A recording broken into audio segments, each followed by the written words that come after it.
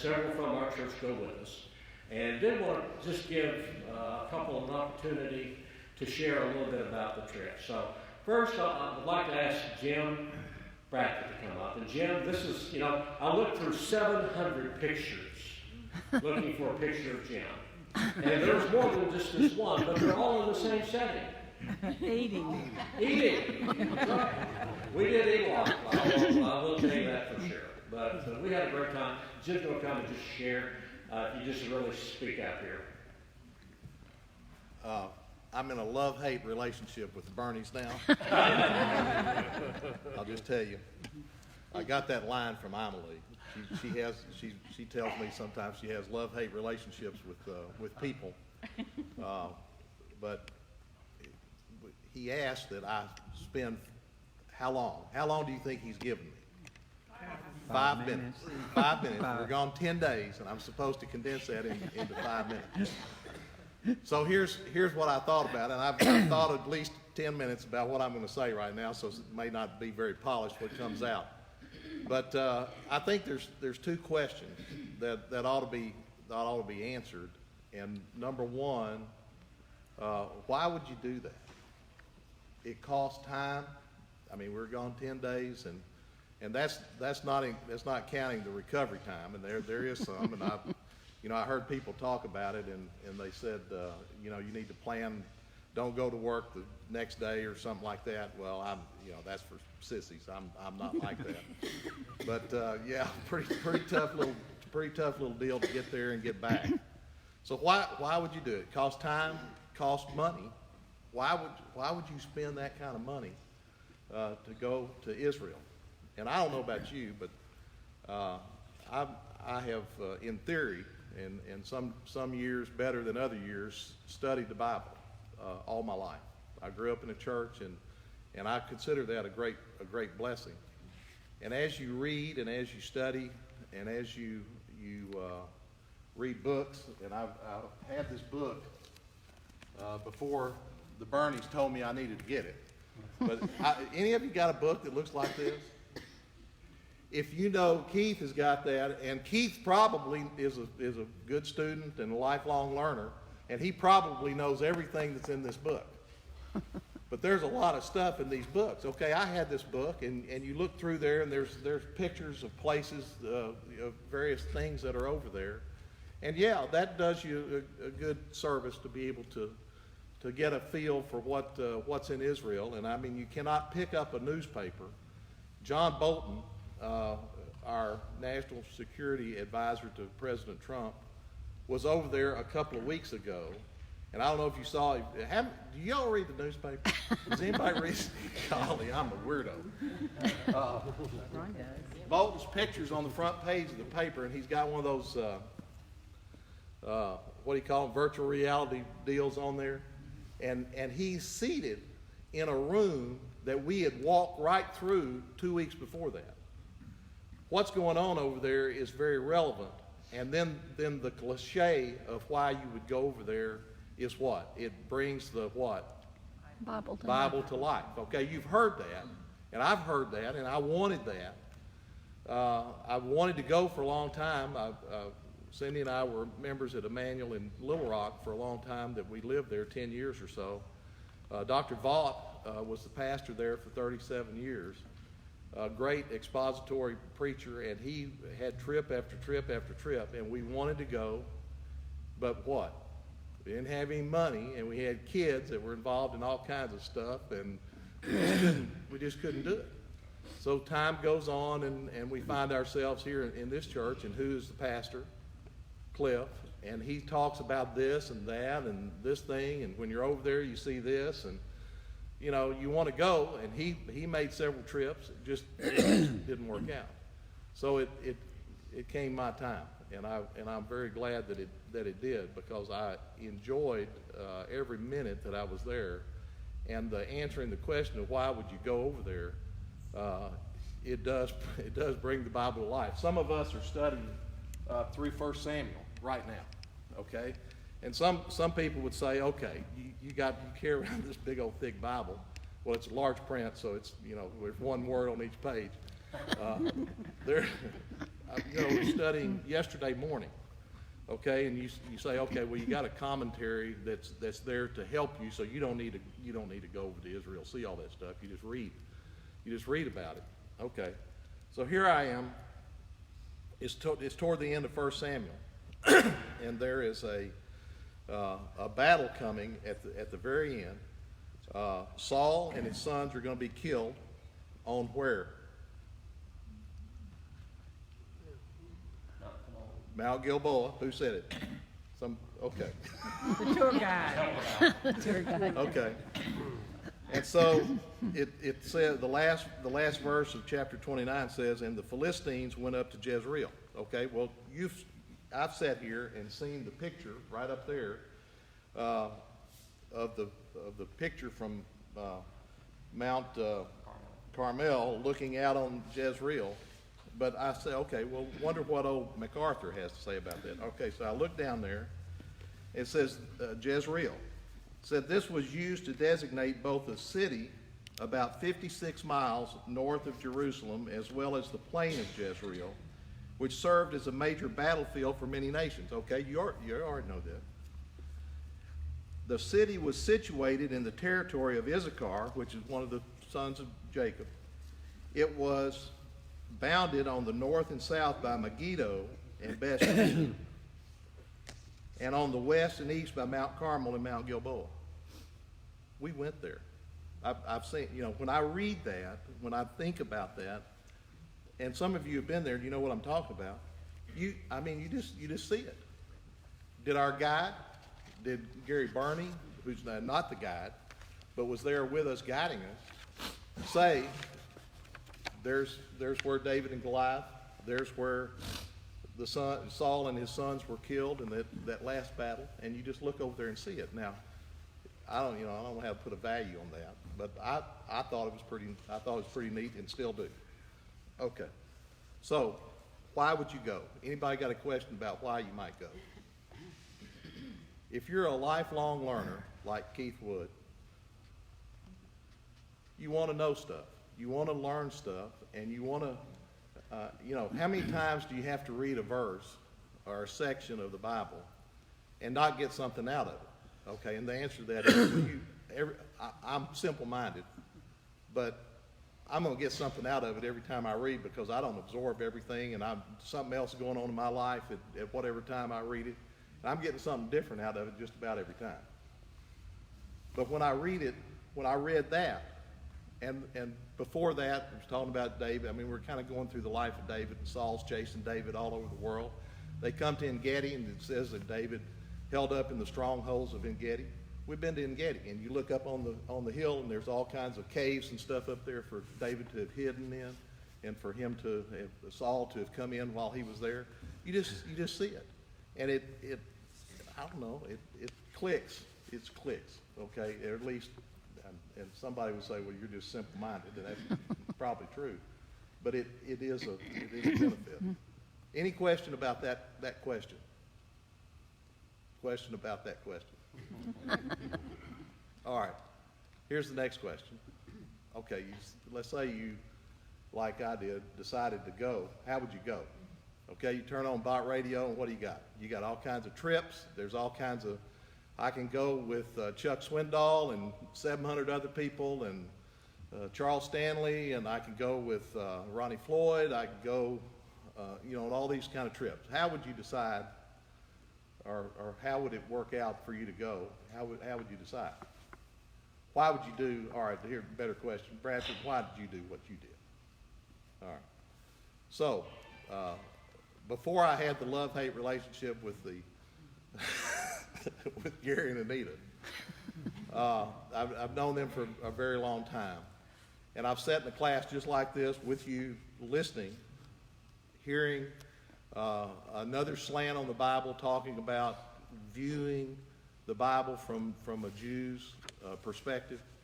Has that been beneficial to you? You're all still sitting here, most of you. I've got another assignment, but you're all here doing the same thing. So either you're just, bump on a log, or you kind of like what he's teaching. I do not know. It's hard for me to even get this out. but our trip was as perfect as it could have ever possibly been. And you can put any logistics, and here are two pairs of folks. It's just Brenda, for instance. Brenda was always reminding herself and us too about how much this trip cost. And some of you know and prayed for Brenda. Was in a car wreck that was debilitating at one time, and there was always places, and the Bernies had told us that, hey, don't worry about if you can't make it somewhere or another. You can always sit here and they come back and pick you up, that sort of thing. You think Brenda missed one step on the whole trip? I mean, I'm talking about one step. Nope. Hey, I came here, I'm here to do this, and we're going to do it. And she went ahead full steam. But there was no luggage lost. Every detail. What I mean by that? The hotels, the food, there was no waiting. It was an efficient time that you spent the most. I used to tell my kids, they were complaining about the teacher. The teacher didn't teach me this, why I made a bad grade on my test. And I kept saying to them, it's not the teacher, of course. And Rick's smiling back there because he's heard parents come to him and probably say the same thing, why aren't you teaching my kid? It didn't depend on the teacher that I had. I had two great teachers. I had Gary Burney, who's my friend, that I could go say anything to, and I wouldn't embarrass he already knows, So I could say anything that I wanted to him. And we had a tour guide who was a Messianic Jew who loved the Bible, who constantly was talking and telling us one story or another. I mean, if I had something to say that I could be improved on, it would have been the roads would need to be smoother so that as I'm going down, and I bought a Bible just to, is my 5 minutes up yet? I bought a Bible just to take notes in, okay, as I was going. This was going to be my Israel Bible. Okay, so you expect that when you get to where it was on the agenda deal of where you were going, itinerary, excuse me, that you were going to see a particular site. You knew you were going to stop, and the bus would stop, and you were going to get out, and you could ride however you wanted. If you wanted to lean over a tamarisk tree, he even went to the detail of this is this kind of tree. You see this fig tree, and you see how big the leaf is, and see how Eve and Adam could have curved. It's that kind of deal. But as we're on the bus, there's a microphone on the bus. And he's telling, look out there, it's this. Look out there. As we're coming out of Jerusalem back to Tel Aviv, it said, look at this valley. This is where Joshua fought and his people fought. And the Lord made the sun stand still. It was big deal. Big deal. Yeah. So, there was 27 of us. There was a bus driver who was an Arab, as I recall, but a Christian.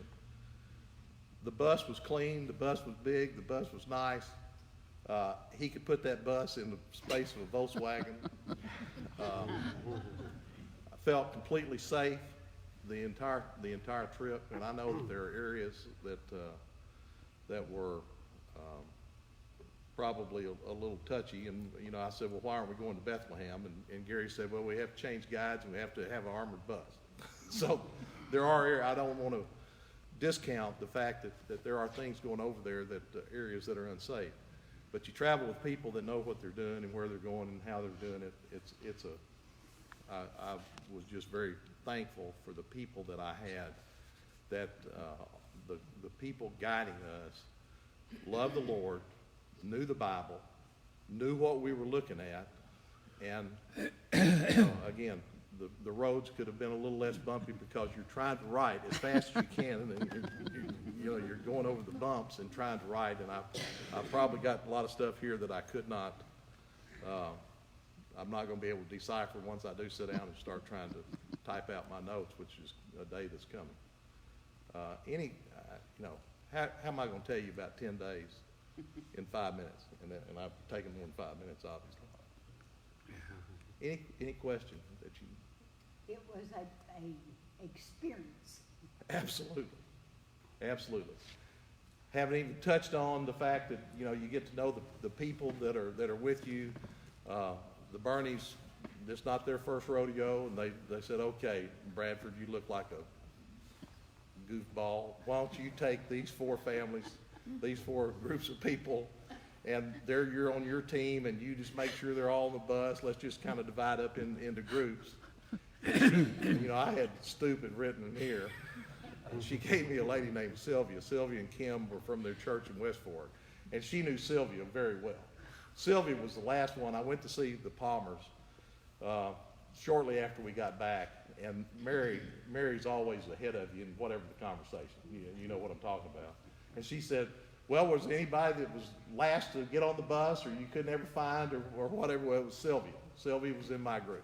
I tried to trade her to Asa, but he wouldn't take it.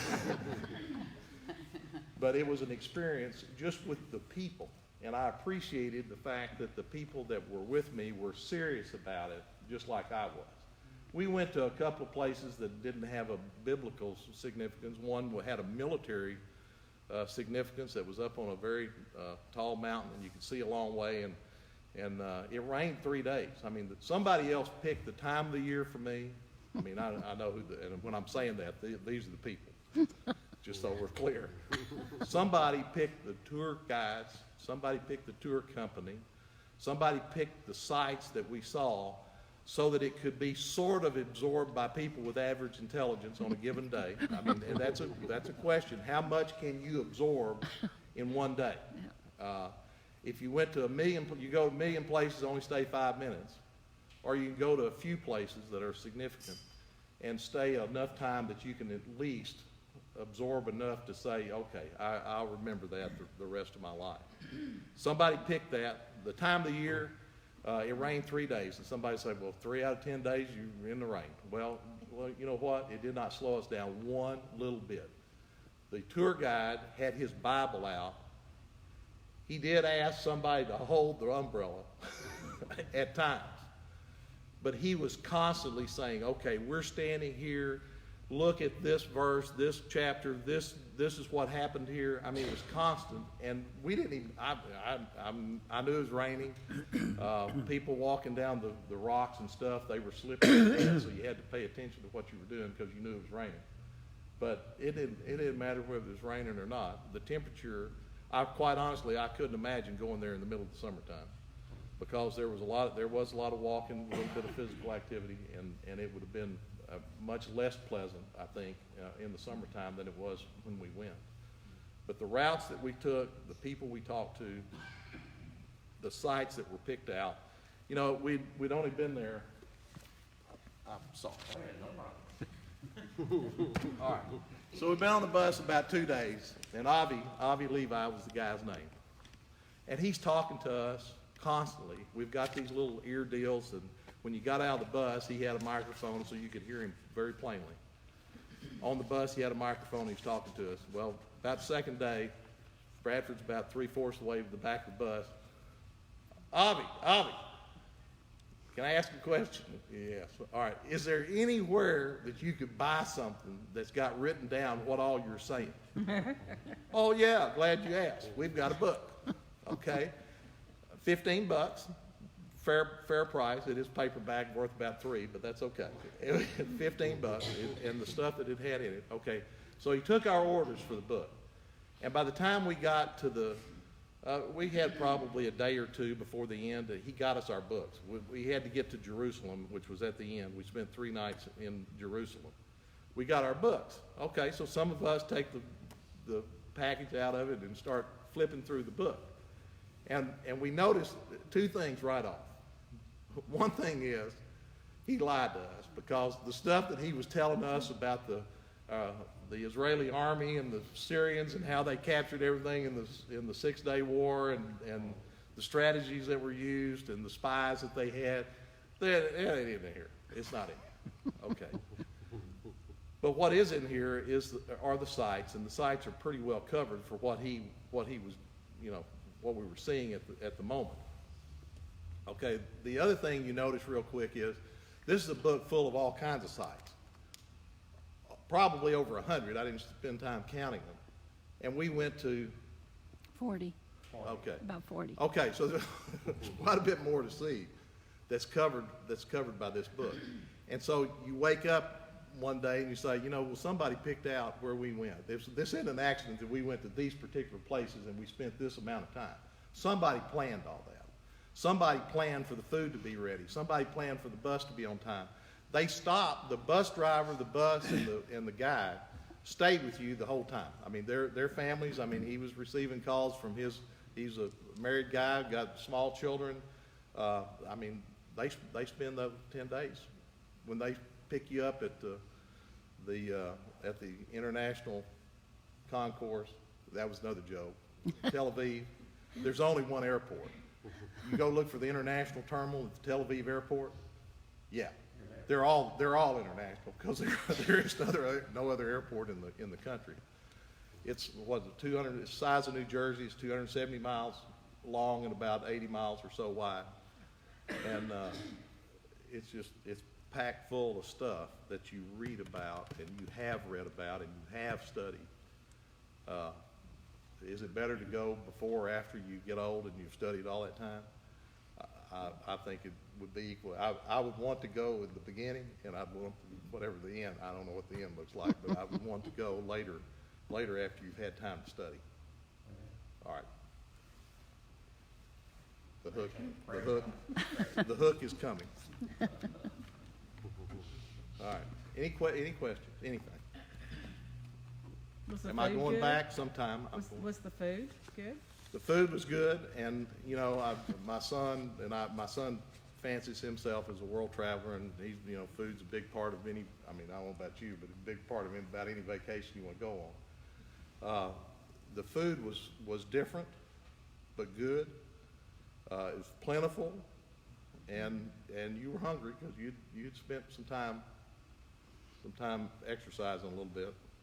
How much did you spend while you were over there that wasn't included? Well, there were probably 3 or 4 lunches that were not included at about $15 a lunch. Now there are gift shops.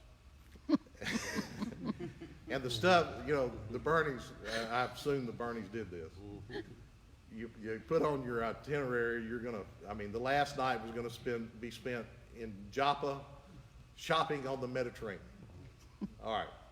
The shopping, whatever it said about shopping in there wasn't any time to, we were very much engulfed or immersed in what we were doing.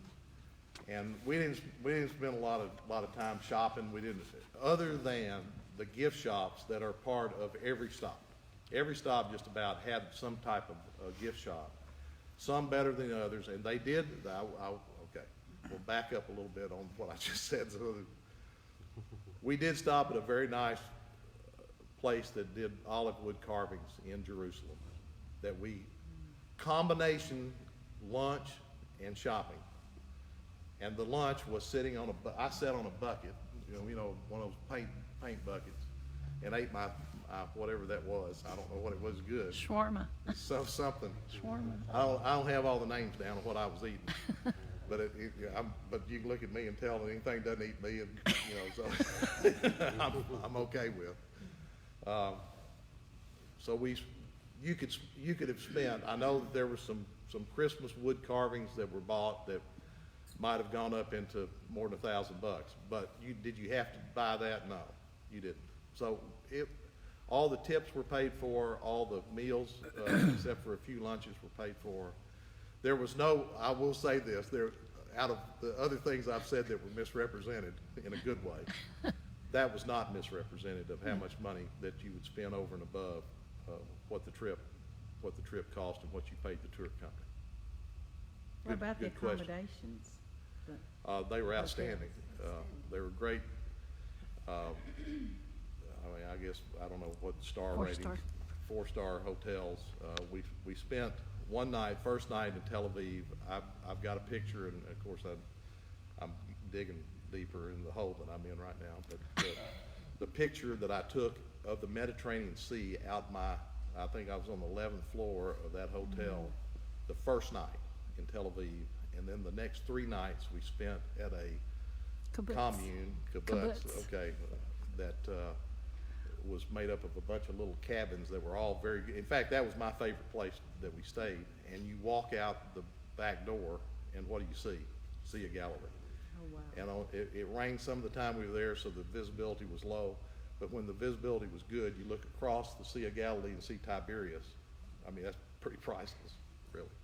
And then we spent one night at the Dead Sea, and that was a 17-star hotel. That was it was as fancy as any hotel I've ever stayed in. And then we spent 3 nights in Jerusalem at a very nice hotel. So they were very, very comfortable, very nice. Any other questions? I know y'all got do I know you? What was one place you visited that meant the most to you personally, spiritually? I don't want to be emotional about this at all. And part of it, I have to thank these folks here, because we talked about it before we went there. But up to the north, I said we spent 3 days on the Sea of Galilee. We'd use that as our outpost, and then we would leave out from there to go places. And we went up to the north where Caesarea Philippi is. And the setting is such that you could see, and the people, most people were very straight with you. This has been 2,000 years, okay? So what they say, Walt, that when you've got a place there, could Jesus have walked there? Yes. Do you know for sure? No. I mean, you can't say that. But the setting was such that you could see Jesus and his disciples sitting there talking, and Jesus looking at them and saying, "Who do you say that I am?" And what did he say back? How did Peter answer back? Christ. And he said, "Peter, flesh and blood has not taught you this." And then he said, "Upon this," and of course the Catholics will argue about what comes next, but "upon this I will build my church." Okay. And then the part that Gary Burney added to that, to enhance that was talked about by Avi Levi as we're standing there, was what? And the gates of hell. The gates of hell will not, okay, so that's not hard to understand. But as they're sitting here, up here on the side of the mountain are a bunch of shrines that are built to Greek gods. God of Pan, God of Nemesis, probably 2 or 3 more. And you can just see looking up there and saying, there's the wide road right there. And many go down that wide road. That road is not going to prevail. I mean, you just see it. And it was very touching. Good question. I give up. Well, thank you, Jim. I appreciate that so much. I would share anything I have. These are my files. I started trying to, and here I'm backing up on the. So they hand you. I'm kind of a map guy anyway. So here's Tel Aviv, and we start. And you can't see this because it's in red, but we go up here to Caesarea, and then on over here and make our way through Mount Carmel and over to Nazareth, and then around the south side of the Sea of Galilee up to where we stayed, and then we went down here to the Red Sea, or the Dead Sea, excuse me, and then back up and over to Jerusalem. So I tried very hard to put markers where we were on day 1, day 2, day 3, and then that was the way that I corresponded my pictures to and my notes together. Is I made fairly good notes of here's where I am on day 1, day 2, day 3, day 4. Here was the first place we went, second, third, fourth. Blew up on me a little bit when we got to Jerusalem. Didn't always follow the itinerary very well, but we did it in an organized way that the tour guide had mapped out for us, and was able to get Sylvia back on the bus in time to get to the next museum, the next place. I can't get started off on all the stuff you saw, the various. Well, thank you, Jim. You have just put an underline and exclamation point on what I've been trying to share over the last several months and years. How looking at the Bible from a Jewish perspective gives us a whole new understanding of exactly what the Bible's about. And Jim, boy, just really emphasized that to us this morning. And aren't you glad I only gave him 5 minutes? Oh, mercy. Well, we did. We had a great trip. And any of the other folks that went with us, if you would like to share in subsequent weeks, just let me know. We'd be happy for you to take some time and share your experiences on the trip as well, because it is truly a life-changing experience. We baptized in the Jordan River. Of course, the guy in the right-hand side of the screen here, you'll recognize is Vaughn. Vaughn was baptized. Hopefully next week we'll show a video of him being baptized. The gentleman I'm baptizing is my best friend, Rick Johnson, and it was a very touching and special moment for me to be able to baptize him in the Jordan River as well. Anyway,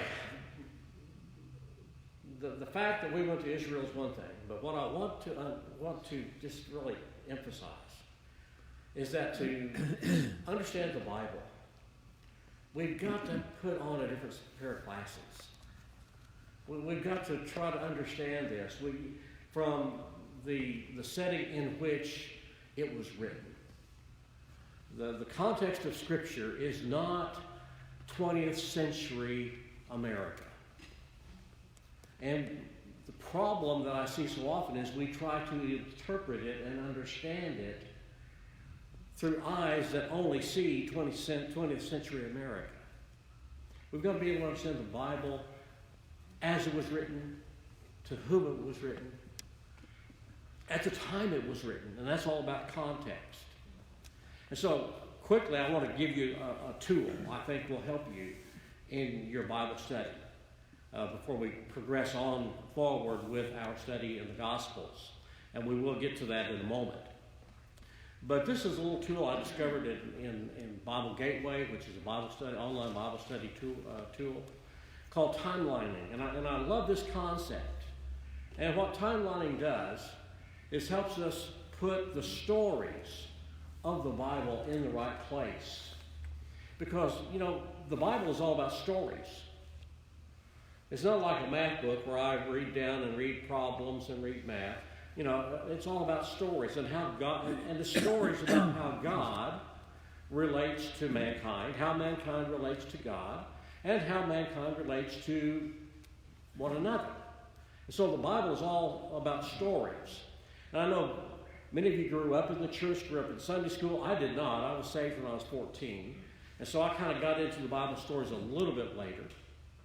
But as I said in Sunday school, and we taught and heard the Bible stories, sometimes everything's just kind of jumbled together on me.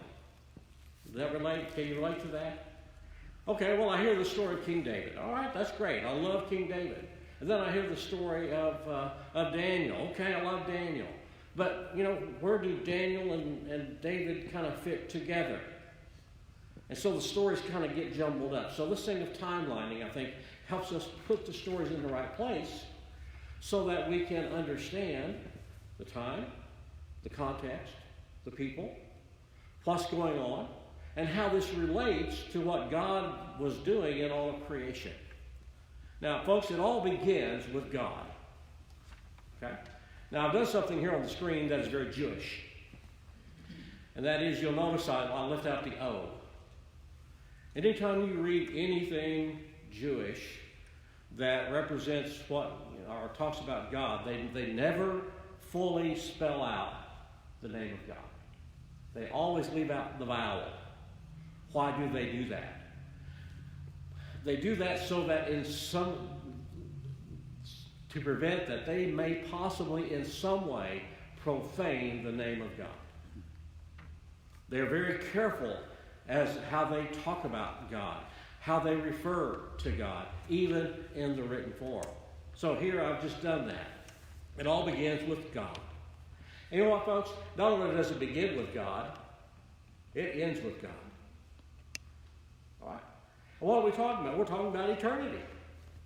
You know, the beginning and the end are connected by God.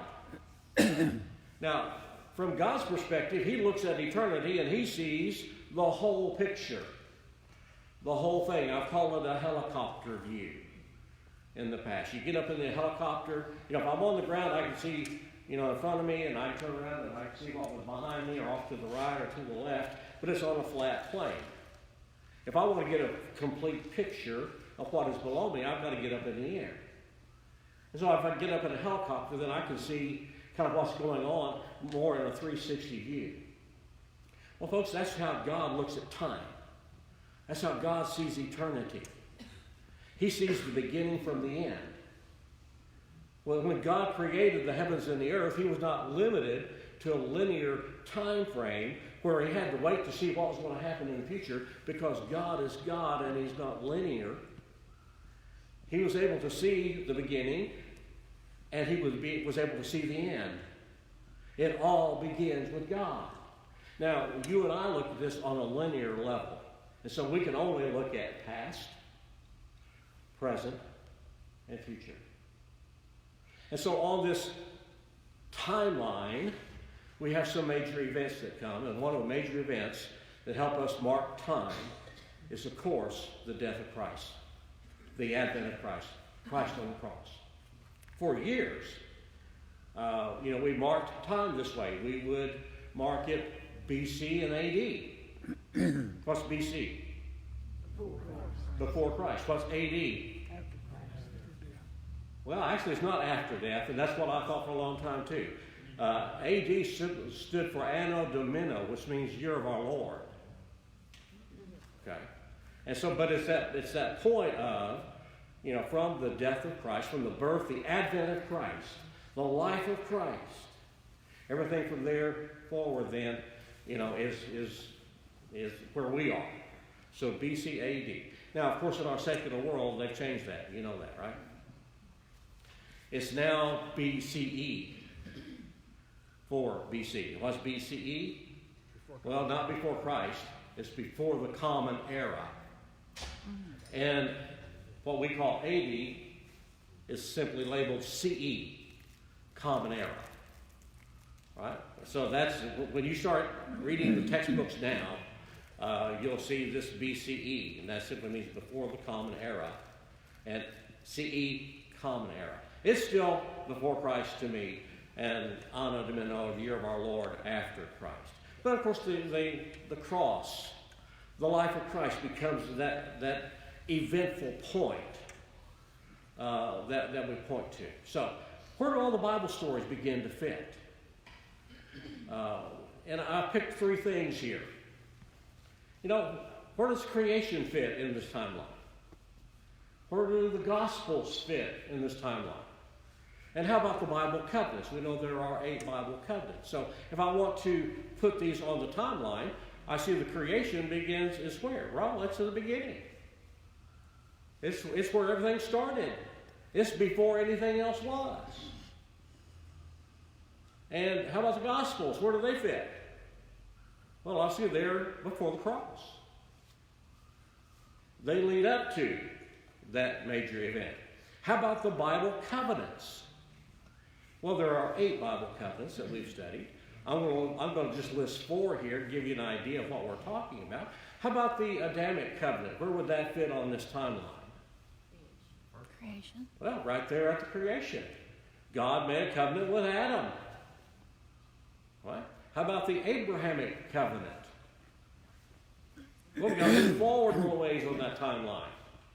It's after the Adamic covenant. It's after several events took place before the Abrahamic covenant came into existence. The Tower of Babel, the flood, the fall of man, Many other things happened before the Abrahamic covenant took place. And each one of those has a primary impact on how it affects a relationship. A relationship with God, we'll talk about in a moment, a relationship with self, with others, and with creation. Right? How about the Mosaic covenant? Well, we've got to move forward again on that timeline.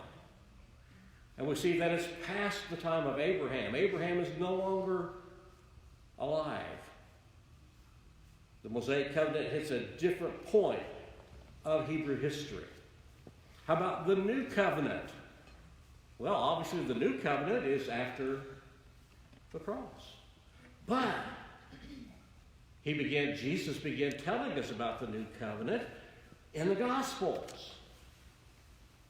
That help? And so we see that time, where we put these events in the timeline of eternity helps us understand exactly what's going on. Now, when God created man, he created man for the purpose of relationships. And he created man to have a relationship with himself. He created man, and there's a relationship that man has with himself, a relationship that man has with others, and then a relationship that man has with creation itself. So let's take a look at this timeline once again. If we look and see the fact that history is divided into 6 major events, we see that creation is the first event. The rebellion of man is the second. Israel's mission, the third major event. Jesus' mission, the fourth. Our mission, what we're here for, the fifth major event, our act of this eternal play. And the new creation is the final act or event. Where do these fit, and how do they relate to those 4 areas of relationship? Well, creation, obviously, at the beginning. And in the beginning, what were the relationships? What was man's relationship with God at creation? Perfect. He had a perfect relationship with God. How about the relationship with himself? Perfect. How about the relationship with others? There was no others except for Eve. That's another. There was Eve. Hey, folks, he had a perfect relationship with his wife. Whoa.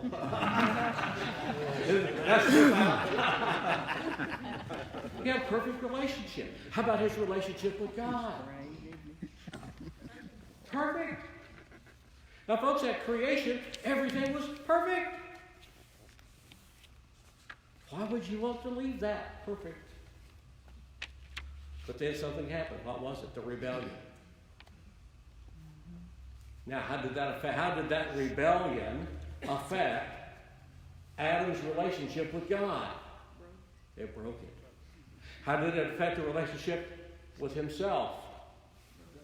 It broke it. He now knew that he was naked. He now knew there was no fellowship between him and God. How did that rebellion affect his relationship with others? His wife. His family, as we will see in the coming pages of Scripture. And how did that rebellion affect his relationship with God? It broke it. And as a result, there had to be a reconciliation, an atonement. And we see an animal being offered in sacrifice. And we see death coming as a result.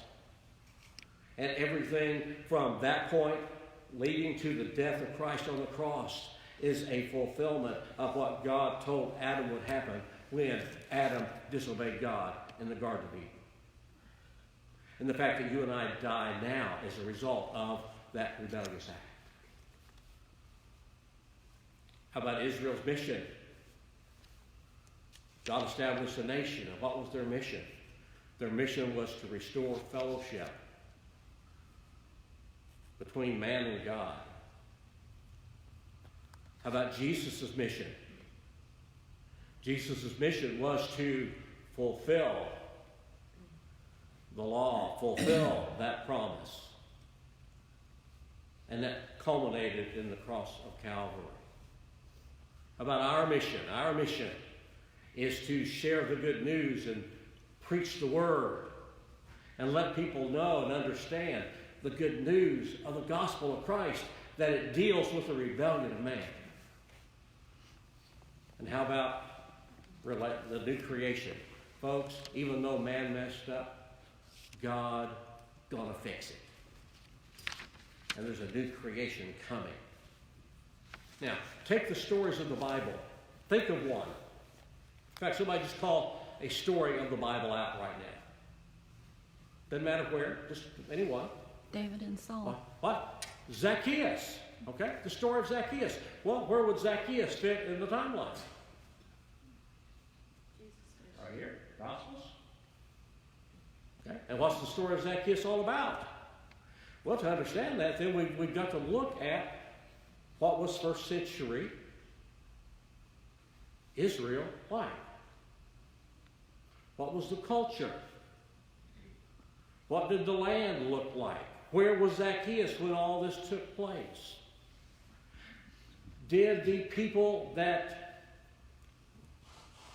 Matthew is writing to when he records the story of Zacchaeus, did they understand? In other words, did Jesus have to explain who a publican was?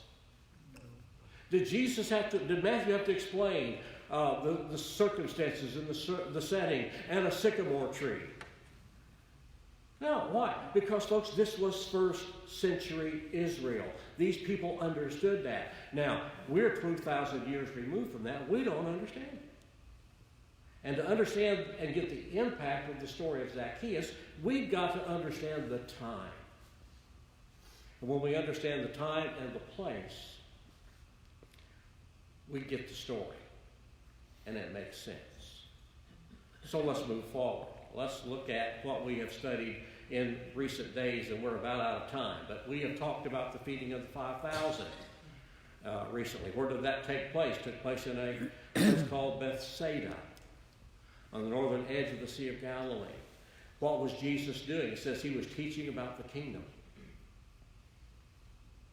The kingdom, all right? And what's the kingdom? It's the kingdom of God. In specific, from the time of the Gospels, through the death of Christ, through to the new creation. That's the kingdom he's talking about. Christendom, the new kingdom, the one that is not revealed in the Old Testament. And he's telling them that he is the true shepherd of Israel. Those folks understood that. And after he feeds the 5,000, it says he puts his disciples into a boat. John chapter 6. And they started out about sunset across the Sea of Galilee. And folks, we saw firsthand on our trip to Israel this time what it was like to be on the Sea of Galilee in bad weather. This is us getting ready to get on the boat. That's the boat coming in. You see the water's a little choppy. It's beginning to rain.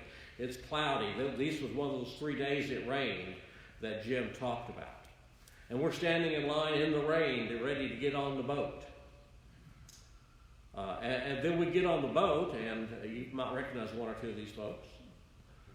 We get ready to get on the boat. We're on the boat, and we're sitting under the canopy on the boat, and we're out on the Sea of Galilee, and the wind begins to pick up, and the rain begins to fall harder. And at that point, I begin to be able to share with the folks who are on the boat. Well, I want you to just look off to your right. And off to the right, you'll see this region off to the northeast. That's Bethsaida. And this is, Jesus had sent his disciples off from Bethsaida on the Sea of Galilee at night. And the storm picked up. And look to your left off the boat, and you'll see Gennesaret, which is where they would finally land up. And you see we're on the middle of the Sea of Galilee, and it shouldn't have been that hard for them to get from Bethsaida to Gennesaret. But what happened? It says a storm suddenly blew up, which happens quickly on the Sea of Galilee. And according to Mark, It was the fourth watch, about 3 to 6 a.m. in the morning. They had departed about evening, and they're still on the Sea of Galilee, rowing hard against the storm, trying to get across an area that was probably not more than a mile or two long. But because of the storm and because it was dark, they had been rowing for 9 hours against the storm. And the Greek says they were straining at the oars, tortured by the waves. Can you imagine how their arms felt? And they'd only rowed for 3 or 4 miles. They'd been rowing for 9 hours. And what's that tell you? 3 or 4 miles? Well, folks, it wasn't 3 or 4 miles from where they started to where they needed to be. They were on the Sea of Galilee, kind of going around in circles because of the storm. Then the Bible says Jesus saw them. He comes to them, and he intended to pass them by. Now, folks, here we are on this boat in the Sea of Galilee. We're looking out over, and the water's beginning to get a little bit choppy. We're in no danger. We're not having any struggles, and we're on a boat that we're not having to row that is powered by diesel engines, okay? But yet we're beginning to see, oh, all right, this is kind of what this looks like. And can you imagine? Jesus comes to them. They've been rowing for 9 hours. They're tired. The last person they expect to see walking out across the water is Jesus. And it says that he comes to them and he intends to pass them by. Now, what's that all about? Well, are there any Old Testament passages that you can think of where God passed by someone? Moses on the mountain. It says that Moses wanted to see God, and God put him in the cleft of the rock and passed by with his back, and he passed by Moses. All right. Any other time you can think of? That would be Exodus 33, Exodus 34, 1 Kings. We see examples of God passing by. Whenever God passed by someone, it was always a divine disclosure. God was going to reveal something about himself when he passed by. Jesus is on the water. Jesus is fixing to reveal something to his disciples about himself. And the disciples are scared. You remember? They think he's a ghost. And they call out to him, and he says, what? Don't be afraid. It is I.